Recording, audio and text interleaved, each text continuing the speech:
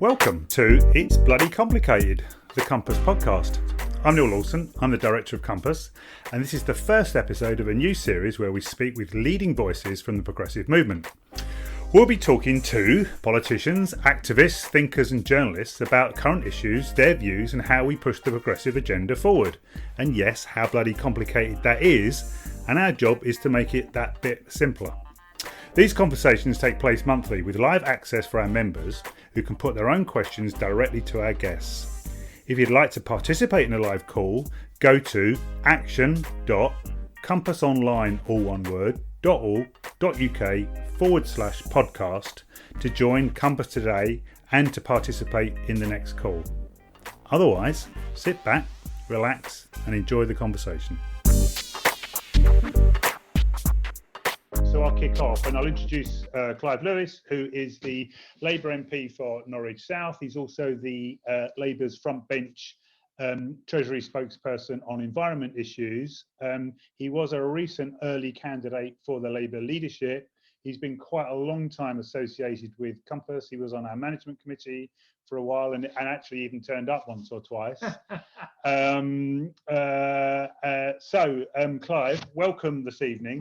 Thanks so much for being here and for suffering my abuse and whatever else. So let's start off with the kind of recent past. Why did you stand for the leadership of the party?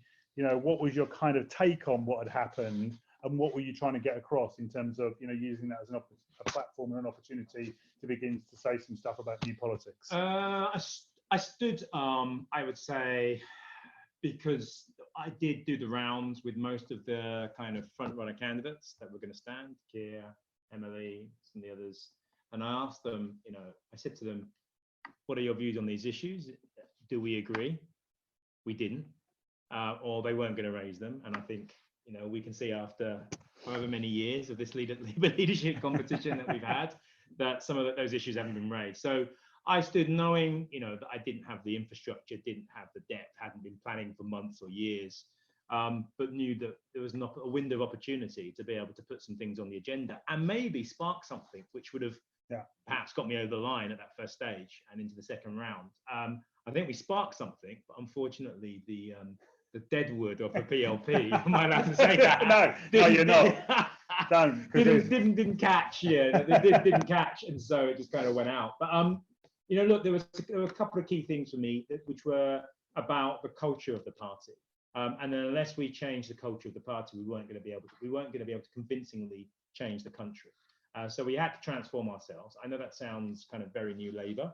Got no issue with that, but it's what we were trying to change, and what we were trying to achieve, I think, which was truly radical. So by standing, I think what we were talking about, you know, the crisis of democracy, not just internally inside the Labour Party, but across this country, across social democracy, across the Western world, and understanding that Brexit, the climate crisis, the whole issue of take back control, so many of the issues across society that are confronting us, the rise of the robots, all of that, are a function of a crisis of democracy and our inability of the left, of social democracy, to be able to kind of take its values and grasp that kind of those modern problems. So it was trying to explain that that's what we had to do. And I think, you know, it went down well with the membership. It went down well with, I think, the wider public. I would say that because I was saying it with the team of people behind me, but that was the kind of the basic premise of the leadership campaign. It wasn't about me, it was about the ideas and about the analysis. And ideas and analysis, which I'm afraid to say I don't think any other candidate has put forward. And I think most people would agree the leadership campaign has been boring. So why didn't it take off? Is it just because the party just wasn't, after 4 defeats and staring down the barrel of a big Johnson majority, and probably, you know, therefore losing the next election, you know, in all likelihood.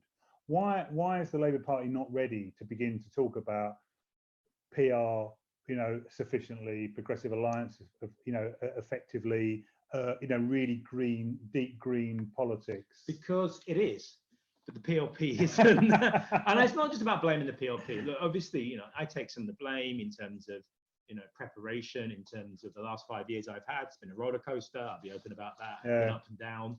And I also think as well, the PLP is quite a small c conservative institution, and it's had a rough 5 years. There's no two ways about it. It's lost control. It's lost influence in the party. It's taken a beating. We lost a lot of our members at the last election, and it wanted a safety blanket. And in many ways, Sir Keir Starmer, who is the overwhelming choice of the PLP, I think offers that. So that's part of the reason. The other part is, Labourism, this term about the kind of the deep tribal culture of the Labour Party. Its core home is the PLP. That's where and you can really see it, there. It's where it animates itself. And they still believe that, despite 100 years, 28 general elections, and only 8 Labour victories, 3 of them New Labour, 1 1945, and then a smattering of others over that century, they still believe that all you need is the right, not all of them, and this is a generalization, but you need the right leader with the right set of policies, triangulated and calibrated to where the public are, and you can get over the line, despite the fact that the overwhelming evidence is that the system is stacked against us, and that culturally we're not in the right place in the 21st century to be able to do that. And yet that still persists. Now, I know that some of them are thinking about PR, some of them are thinking about the Green New Deal, but they're not putting all the pieces together, I don't think. And so consequently, they've gone for the same old formula. You have a leader. They've done what they've done. Jeremy's done what he's done. Big election defeat, and now they're trying to recalibrate based on that formula, which is tweak the manifesto, tweak the policies, become more professional, and change the leader. It doesn't work. We know. Okay. We think it worked in 1997, but that was a different era, different context. And what did we have to do in terms of dropping some of our values to be able to do that? I don't think that's something where most of the membership are ready to go. I think though, I think the membership are talking about the cultural issues that we've picked up on, the Green New Deal, that kind of deep systemic change. They're talking about constitutional conventions, voting reform. We know about 76% of the membership probably think now PR is a good idea. So I think, whoever is elected, they have an open door to push on when it comes to these issues and being able to kind of push them forward inside the party. But I think that's, there are lots of other factors about why I didn't win. Also I've got no friends in the PLP. I jest slightly, but I think also as well, I'll be really honest here.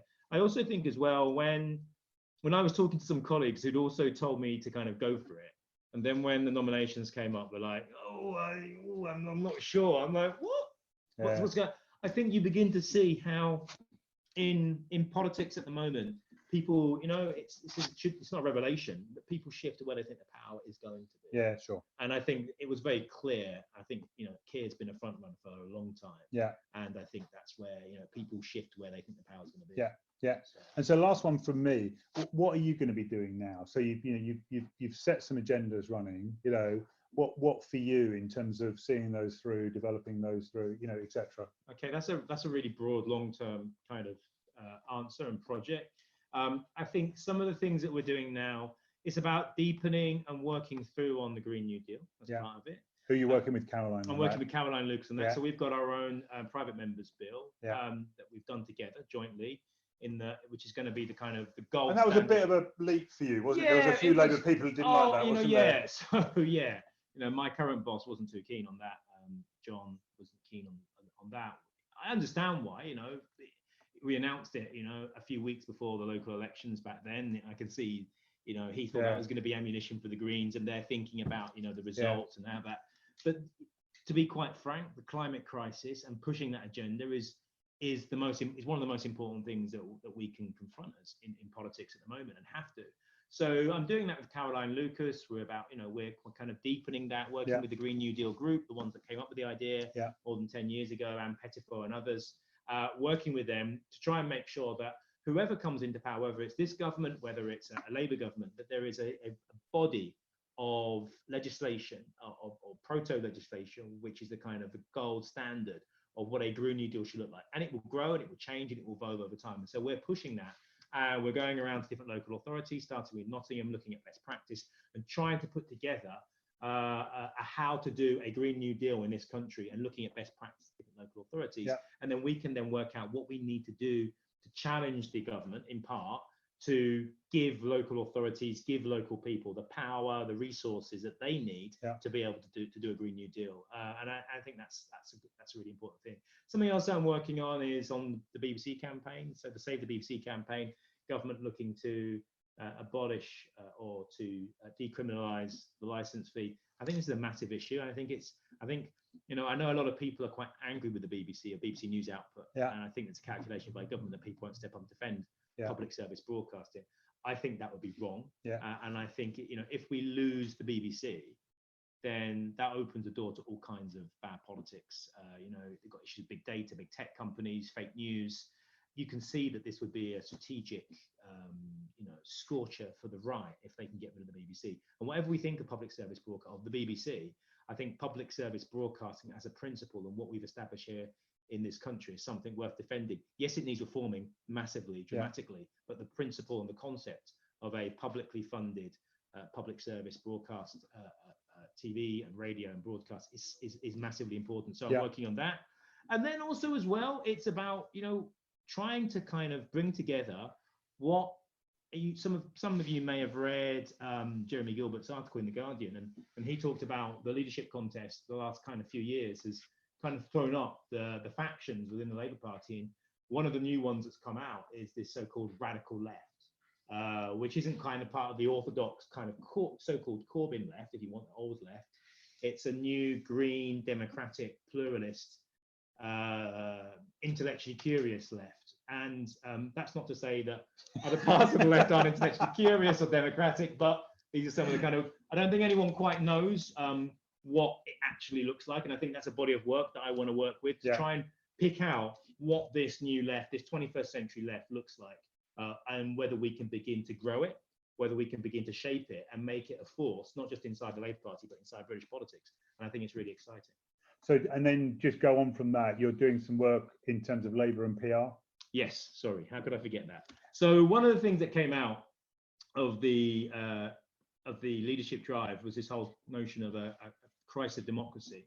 And obviously one of the other things that we talked about was progressive alliances. Now it's a bit of a kind of klaxon that goes off when you mention that on the left. And the way not at Compass. Not at Compass, no, not at Compass, but for parts of the more orthodox left and not just the orthodox left, the right of the party, old Labour right, the Blairite right, progressive alliance, although Tony Blair has kind of made, maybe we can chat about this, has made some noises. But the whole idea of PR is the fact that a constitutional convention with looking at the voting system and a whole range of other things with inside our democracy to devolve it, to make it more responsive, more accountable, more transparent than what we currently have, is something which I think can begin to be the cement of the building blocks for better working relationships with other progressive parties, or if people don't like the term progressive parties, an anti-Tory alliance, for want of a better word, but people who all believe in a more proportional voting system and radical constitutional reform of the UK. If you can get that together, then come the next election, it makes it far more likely, if we've built those relationships, have an understanding about the need for a constitutional convention, work through what that is, and come the next general election, I think a progressive alliance is far more likely, because you've built the relationships, you've done some of the hard work on where you agree, and you've also envisioned PR. If the Labour Party has that as a policy, which is something we're working towards at the next conference, then I think they take you seriously, and you've got a grounds on which to be able to build some kind of structure to get you over the line for the next general election. And I think that's going to be critical if this is going to be a 5-year Boris Johnson government or a 10-year one. Yeah. Good. Okay. That's probably enough from me. Is there any questions that anyone's got? What do they have to do? They have to press the button and raise your hand. I mean, I can go on asking more while you're thinking of your questions. Jana, is there anyone signalling that I can see? Your mum's got a question. Yeah. Okay, let's go Sarah. Should we go Sarah first? And then I've got Tim and Tom after that. So Sarah, can you unmute? Hello. Yeah. Hello. Hi. I've got a number of questions. I'll try and be quick. How likely is it that Labour will choose to support PR at the next conference? Which of the candidates for the new leaders are most likely to help that along? And thirdly, why don't you join the Green Party? I always get asked that one. Sarah. Good questions. Go on, Clive. Why don't you join the Green Party, Clive? Start with that one, shall we? Yeah, go on. Because I'm a socialist. And although we're a broad church, the Green Party is a very broad church too. And you know, look, I think very often you come into politics, you know, I came up with trade union, Labour, socialist politics in my family. Every opportunity I was given, the council house I grew up in, you know, the pay packet that my dad came home with after he left the factory and became a shop steward and became a full-time trade union official, the comprehensive school I went to, the grant I got, the race relations laws that protected me and my family all came from Labour government. So why wouldn't I be a socialist? Why wouldn't I be in the Labour Party? And I've stayed here. But rather than just accept, you know, 20th century Labour Party socialism, as brilliant as it's been, I'm also looking forward to what the 21st century Labour Party could be and should be. And I think, you know, anyone could turn tail and run for the hills, join the Green Party. And there's lots to kind of commend the Green Party. I think, you know, I think it's a fantastic set of politics. But I think there's a lot. I think British politics needs a 21st century Labour Party. I think the Green Party needs a modern, plural 21st century Labour Party. And I think we need each other. So, you know, I'm staying here to fight. So that's why I'm not in the Green Party. I'm in the Labour Party. In terms of PR at the next conference, we're working on it. And that's some work that me and Neal and others, Make Votes Matter, ERS, others are all coming together to basically work out how we can get this change at the next conference. Because I think people can see after the defeat, this isn't just about, you know, oh, we've lost an election, let's bring in PR. And I know that's the usual, you know, reasoning behind this surge for PR. But this is actually about, it's the right thing to do, and it fits into the wider crisis of democracy and constitutional convention, which I think we all agree, you know, from XR onwards, that we all need that. So what chance do we have? I think there's a good chance. I really do. I think we have to strike while the iron's hot. I think this is an issue, and I think it leads on to your next question, which is which leadership candidates do I think made the most noise on this? I'm afraid to say they've all been a bit weak on it, but you know, out of all of them, Keir has been the best.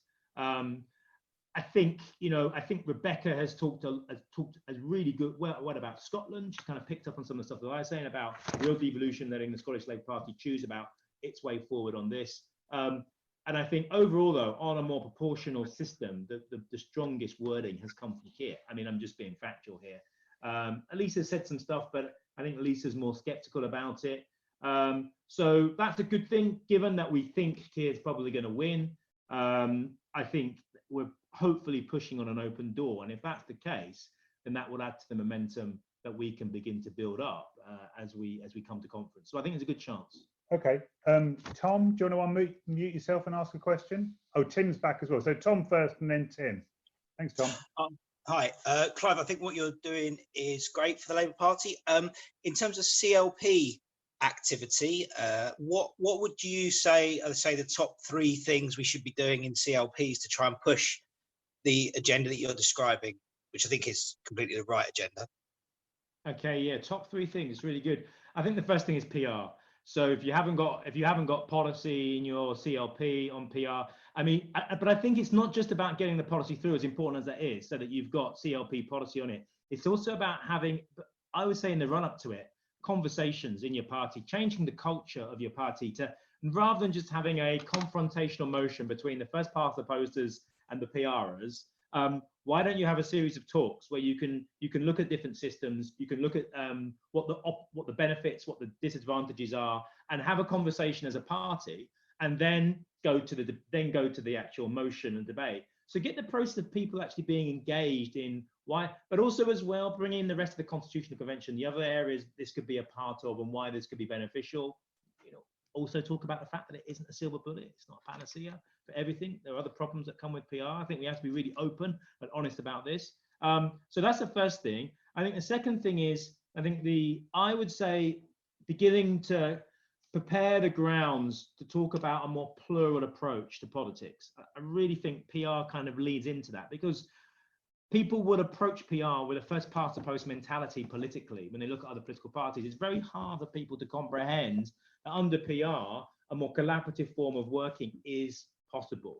Under first past the post, it's winner take all. That's both at a local level and a national level. So I think beginning to kind of get people to get their heads around the cultural changes that will be possible if we have a policy towards a more proportional system, and actually get that policy put through as, you know, changes to how we operate here. And then I guess thirdly, I think is the kind of maybe I was gonna say the Green New Deal, but I'm gonna actually say getting our heads around the culture war. I mean, I haven't got my head around it yet. I'm trying to, but it's upon us already, and we are so ill-equipped and so ill-prepared compared to where the Conservatives are. And it feels to me that economically, the Conservative Party is moving onto our territory. We know they're going to borrow £1 trillion probably by the next budget. That's more than any other post-war government in history, in our electoral history. And we know that they are, they're prepared to kind of nationalize public utilities. This is a kind of feels almost like a kind of economically a post-neoliberal government, and yet at the same time they're moving to a more authoritarian, racist kind of setup where they're kind of indulging in the kind of cultural issues which we're terrified of talking about. We want to put everything down to a kind of economic worldview, and that the reason that people are like they are is because of austerity. Well, yes, that's part of the answer, but it's not the whole answer. Some of it's cultural, some of it's deep, some of it's hundreds of years old. How are we going to address that and challenge that? And I think that's something that the left have failed to do, and I think we're paying a price for that. So I would say, how do we begin to have those conversations inside our CLP about doing the hard yards, the hard work, to be able to get ourselves into a place where not only are we acknowledging this is an issue, but then beginning to engage in the issue, and then beginning to think of what the arguments that we can bring to the table are to combat some of these cultural attacks that are taking place and have been taking place. Okay, good. Tim, do you want to ask your question? Then we'll go to some of the ones that are on the chat thing. Hi, Neil. Hi, Tim. I was interested in your views on the future of the Progressive Alliance as a sort of campaigning vehicle. It was something that I was quite heavily involved in the election before last, and obviously at that time it got quite a lot of traction. I'm interested over the coming period up until the next election, as the years sort of stretching before us, what you think the Progressive Alliance has to offer in terms of a sort of rallying point or any kind of campaigning approach, or whether you think actually we need something different and a completely different sort of brand, for want of a better word. Yeah, I can see why the brand is difficult, because the Liberal Democrats are normally the biggest stumbling block to the term progressive, given they were involved in the coalition, and then the Corbyn bashing that took place under Joe Swinson, which I think went way too far, not stupid, to be quite frank, and I think she paid a heavy price for that. I think internally, if you're going to start becoming more plural and more engaged, working with each other, and we're going to kind of democratize our party, then the first thing to do is to say, well, we're not going to impose Progressive Alliance on CLPs. We're going to allow them to choose. Now, at the moment, they can't choose whether to stand a candidate. They have to stand a candidate. That's a rule change that needs to take place in, I think, standing orders or whatever it is within the Constitution. That needs to change. I also think that the problem with the term Progressive Alliance for me is that it, as a frame, it automatically turns people off, and it was one of the problems we encountered. Unfortunately, it's a term that everyone understands, so we're kind of stuck between using that term and not. I personally think that the Constitutional Convention idea, and what I mean by Constitutional Convention is, basically different political traditions, both party political and non-party political and campaigning, civil society, coming together under an umbrella to basically work out with the public what a radical constitution would look like, what radical constitution change would look like, and the broad parameters from Scottish independence and Welsh independence all the way through to PR, and basically everything under that being discussed and debated by the public that were brought into that. And what comes out of that should form the basis of an agreement for us to be able to work together on a progressive constitutional change. Now, I think from starting at that point where you can begin to find the common ground between the SNP, Plaid, Labour, Liberal Democrat and Green on this issue, we won't agree on everything, but I think we can agree on a lot. That begins to build the relationships where we can start to work on other things about, what's Boris Johnson doing on the BBC? What are they doing on deportations? What's happening on COP26 and the environment, and so on and so forth. So I think if we start there and do what we can work on together, where we can find common agreement, I think you can then move on to other things. And let's not forget, Progressive Alliance isn't just about political parties, it's also about those that fall outside. It's broader civil society. It's about being able to form the common sense views on key issues, culturally in particular, especially culture, across society, to be able to combat this kind of rising hard right authoritarian machine which is now developing within Western societies and democracies. So it's not just about party political maneuvering, it's also about building movements and working together within them. But to do that, the Labour Party has to understand it isn't the movement. And I think that's the problem. We basically think we are the movement.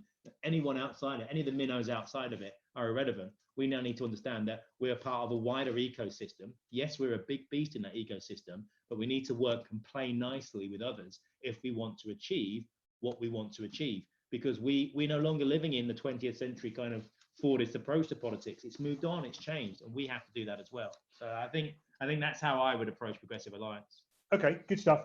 Linda raised the question on the chat thing earlier about what do we do? She's from Yorkshire. What do we do about kind of winning back, the Brexit voters? Because everything we've talked about so far has been cities, cosmopolitan, progressive alliances, whatever. Go on. I mean, okay. Let me start by what you don't do. We don't, look, I think in the leadership campaign, there's certain things coming out, which is that, we're delegates, that we listen to these voices and then we act on them. And I struggle with that. I think we're representatives and we represent our values, and we make the case and we make the argument to say that no, this is wrong, this is right, and this is why it's right. And we're not doing that at the moment. So, you don't start a conversation with those parts of the community that we've lost by basically kowtowing to quite frankly bullshit. Opinions which I'm afraid I have no truck with for the kind of good society. They don't fit into a good society. They fit into an intolerant, closed-minded, closed-off society. And we have to be prepared to say that. But we also we can't just say to people, you're closed-minded and xenophobic. That's not how you win elections. You have to say to them, look, this isn't right, and here's why it's not right. And then give you an example. So I think Keir was spot on, and I'm not picking sides in the leadership election.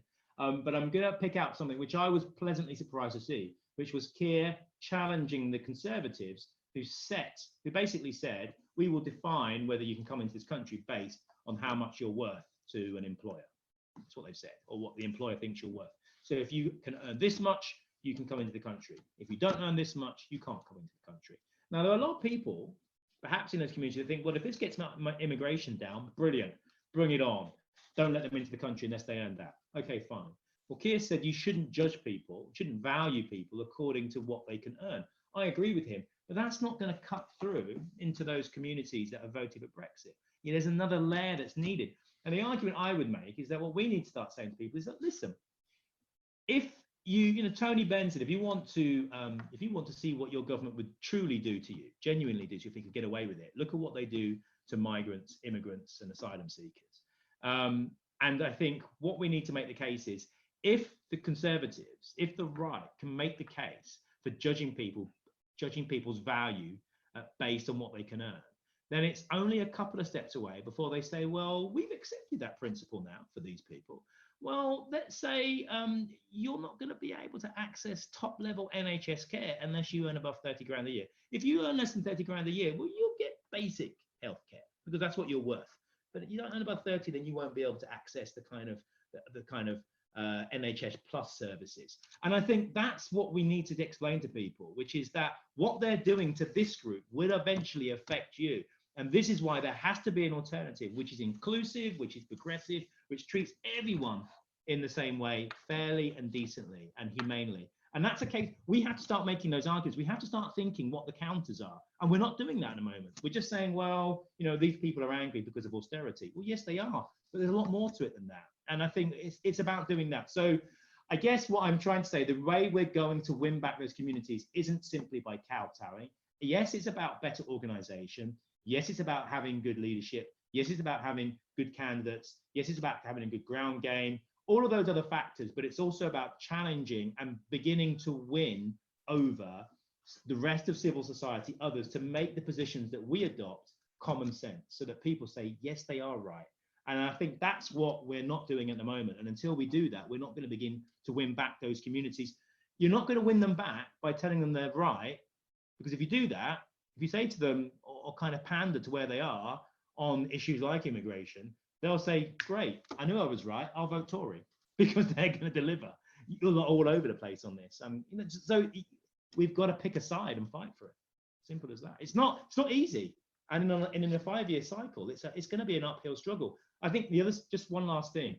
The other thing is, if we're going to kind of win the argument, and maybe, I'm not saying pick a fight, but if we're going to win the argument and challenge some of those views, then the other thing to make sure that you're doing is that all those people who agree with you, you have to make sure in a first past the post system that you're coalescing in a way which helps you electorally, and we're not doing that. So if you are going to, challenge these views and try to win the argument culturally, you better make sure that everyone that agrees with you in a first past the post system, you've got some kind of agreement to make sure that you're working together collectively, so you're not taking each other out, which we didn't do in 2019 or 2017 or 2010.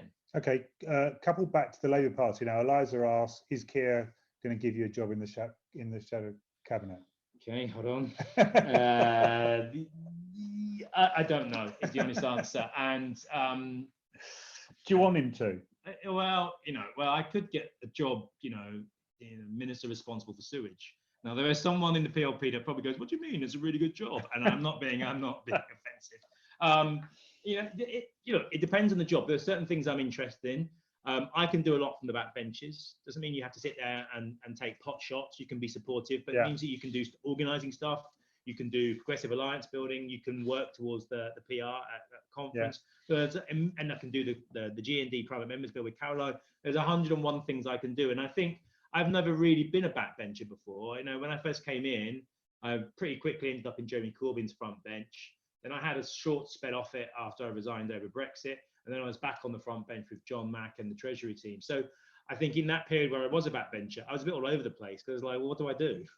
But I think I've got a lot more of an idea what I would do now if I was on the backbenches. So I'm not afraid of the backbenches. I'm quite happy to be there. But obviously, if you can help shape the direction of Keirism, and I don't think Keir knows what that is at the moment. I think it's a blank piece of paper. In the nicest possible way. In the nicest possible way. But, here's, Keir has values, but, on that, I think it's there's a few scribbles on there, but it's pretty blank. And I think that's both potentially a problem, but also an opportunity, because it means that, if you want to call it the radical left, can begin to vie for, to shape what Keirism is. And if you can do that on the shadow cabinet, then great. If you can do that on the front bench, then great.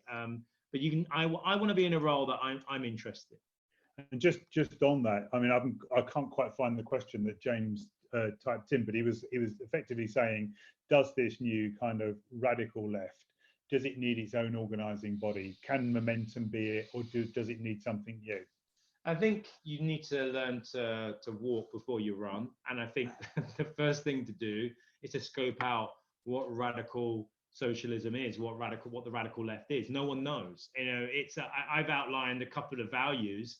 I think we need to come together and we need a mapping exercise about what it is. And it will be very blurry. I think it will be a kind of Venn diagram. And I think that's the first stage. And I think once you understand, you've kind of worked out what the broad principles and values of the radical left are, then you can begin to think, well, is it possible to organize ourselves? But it's got to be done in a pluralistic way. I think one of the things we need to do is not see ourselves so much as a faction that's going to necessarily beat and push. Because if you think about the culture of the Labour Party, basically one faction wins the leadership, becomes dominant, and then puts its boot on the throat of the other factions and declares unity. And that's not the cultural, plural, open, democratic party that I want to see, or the kind of country I want to see. So if the radical left is going to kind of, organize formally, then I think it has to do so in a far more open, tolerant, plural way. Now that might be, like everyone hold hands and sing Kumbaya, and the reality of internal Labour politics are quite brutal. But I think we can still come at it with a kind of, we won't indulge in that kind of crap. We can be better than that. Yeah. I think you can still organise, you can still do things collectively. Does that mean standing for NEC elections? I don't know. I think the first thing you do is establish what it is, and then begin to work out what you can do together, and then take it from there. It could well end up that way. Okay, I can't see any other hands up, Jano, because I can't see all the things. But let's begin to wind down, because it's people's tea or Coronation Street's on or something. I know Clive's now fixed the whole thing for me, so I can see what's going on. But where for you, where do you get sources of hope from? What keeps you going? Why are you engaged in this stuff? What do you see that gives you energy and vitality and keeps your head above water? Yeah, a number of things. First of all, apart from membership of Compass, which I was about to say, apart from membership of Compass, your love and support, always there. Always. I think I'm in a very privileged position, in that I feel very connected and networks to a kind of broad range of people out there. From whether you're walking out and meeting members, whether you're on different WhatsApp groups, you can sense that there is something where the penny is beginning to drop, that something isn't working and that something needs to change, whether it's because of the climate crisis, whether it's because of the most recent electoral defeat, whatever it is, something seems to have changed. It might pass, it might, dissipate like a morning mist, but at the moment I can sense that, so that gives me hope. Secondly, in my own CLP, I can see a lot of members, the energy that Corbynism released, that engaged people, it hasn't gone away. Those people, many of those people and more, are still engaged with the Labour Party. They still want to see a radically different Labour Party and change. And I just think that Corbynism hasn't worked out in the way that they expected. But many of them haven't just kind of thrown the towel in and walked away. They're now looking for something else. And I think that gives me hope, because that means that the energy that was raised by Corbynism is still there in the party. The optimism is still there. And I guess the final thing is, the alternative is despair. And I don't want to feel despair. I've got a 2-year-old daughter, I've got a family, I've got friends, I've got a community. I want to believe that there's hope. It sometimes is quite dark. And the bad guys, if we want to call them that, they're not giving up, they're not going home. And I guess it's, really, I'm involved in politics because I'm involved in a fight for the kind of society we want to see. So why would I kind of give up and go home? There's other people, there are millions of people out there who don't have the luxury of being paid to do what I do, but who give their personal time, their valuable time to fight this fight. I'm just proud to be a part of that, and so that's why I don't give up. Sometimes you have dark days, and it gets you a bit down. But that's why I don't. Okay, fantastic. I think in Compass we always describe this as, certainly now as the best of times and the worst of times. There is all of those forces of darkness, of right-wing authoritarian populism, but there's also incredible things going on in every community, accelerated by technology. We talk about this all the time, of this emerging sense of people between the bureaucratic state and the free market. Where there is a need, people are now kind of finding their own way to start doing stuff. And the question is, can we help accelerate, amplify, and aggregate that, 100%. that stuff? And if you look around, and the Sinn Féin thing was interesting in Ireland, the sardines in Italy, in Italy, the school strikes here. There's a lot going. That isn't just, that's not the community stuff. There is so much going on, and can politics begin to orientate itself to be in support of all of that stuff, rather than just coming in saying we're the the people who are going to do it all for you. Nick, I think, was asking, what can we do to help? Well, you're helping by being on the call tonight. Thank you for participating in this. If you're in or around London on March the 18th, there's a chance to listen to Clive again. We've got him, Green Party, Liberal Democrats, SNP, civil society people speaking at an event in London on the 18th.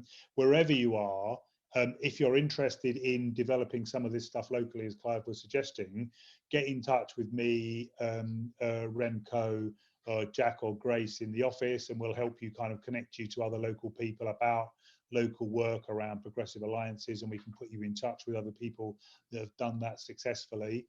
If you're in the Labour Party, get your constituency, as Clive said, to pass a PR motion before party conference to put to put that on. Get a speaker down. We can organise speakers. If you get in touch, we can get in touch directly with Make Votes Matter.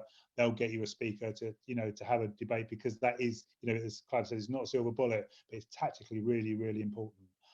So there's a number of things to do. What else can they do, Jana? You usually tell me what I should say. Then Jana's the technical person who oversees everything. One of the things I would say, what we're trying to do in my CLP is, one of the reasons people join the Labour Party, and a lot have joined. So I imagine after the announcement in April, at the first post-local election AMM, all members meeting, we will have probably about 300 people turn up. I just know that that's what happens after a new leader's been elected. After an election, you get one of the things. What you then watch is, you watch those new members that turn up dissipate as the all-member meeting kind of reduce into farce and procedural kind of shenanigans. And one of the things I think what we're trying to do is we're trying to set up talks. So we're fortunate, we've got the UEA, Adam Finlayson and others. And we're going to work with the university to kind of provide a series of speakers. We'll also get speakers from outside to just talk about politics, about political issues, because people join the party because many of them join on this misguided notion that when they come to the party, they're going to learn more about politics and what's going on in the world. Oh dear, doesn't quite work. So what we're trying to set up is something which is open, not just to Labour members, but open to the community. Where we have speakers and people come down, so we can talk. You can get someone talking about pandemics. You can get someone talking about the Green New Deal. Someone talking about, I don't know, totalitarianism and Hannah Arendt, whatever. We've got a whole list, and so I just think that's often the job of the political education officer. But what you find is political education officers tends to be the position that no one else wanted, and someone puts their hand up and does it, and it doesn't always work out. This is everyone's responsibility, and I think that political engagement where you can discuss ideas, discuss PR, discuss PA, not just in emotion where there's factions fighting each other, but actually you're talking about politics. People get interested, engaged, and they'll start coming to that. And I think that in itself is part of the culture of building that more engaged local party, where people actually then begin to make friendships, connections, and they learn about what's going on around them, which is where I think most members, not all of them, but many members, hope for when they join the Labour Party. And unfortunately, that doesn't quite materialise well often. Yeah, good. And where they can learn to talk to other progressive parties in their locality as well. Thanks for that. I hope you've got something out of that. Maybe let us know who you'd like to hear from next. Are there any figures you'd like us to draw in and have a conversation with next? And we'll try and find those people. So again, thank you for joining tonight. Thank you so much for being a member of Compass, because that keeps us going. It gives us money, it gives us legitimacy, it gives us a voice, it gives us a local base to work from. Pays your rent. Pays the rent, because we're an organisation that works because of our membership and only because of our membership. So we're really grateful for being part of that. If there's anyone that you think should be involved in these conversations, then get them to join. We're doing more about that and trying to build the organisation, because now is a really good time for Compass, because both Corbyn and Brexit caused us some problems. Now, thankfully or not, both of those things have gone. And talk about a progressive alliance, talk about PR, talk about kind of different forms of, doing politics and how do we do it and for what purpose. These are now all back on the agenda, and we're trying to gear ourselves up to respond to that effectively. So there'll be another one of these things soon. Probably we'll try and do one a month. Jana, he's nodding. So come back again, ask more questions, get involved, contact me, contact the office. Thank you so much for being here. Have a lovely evening. We'll speak again soon. So, thank you to Clive Lewis for taking part in episode 1 of the Compass podcast. And thank you to our members for contributing to the discussion. Tune in next time for another great chat. We'll announce with who soon, but it'll be good. The support of our members is really what makes it possible for us to continue this conversation and everything else that we do at Compass. So if you like what you've heard today and you want to be part of a much more equal, democratic and sustainable future, then join us at action.compassonline.org.uk/podcast. You can tweet me at Neal, which is NEAL_Compass, or at Compass Office, all one word. Visit us online to read our latest think pieces, get to know about our next events, and be part of our network and be supportive of Compass. You can join at compassonline.org.uk. And if you enjoyed what you've heard, please give us a rating. It'll help us reach more listeners in the future.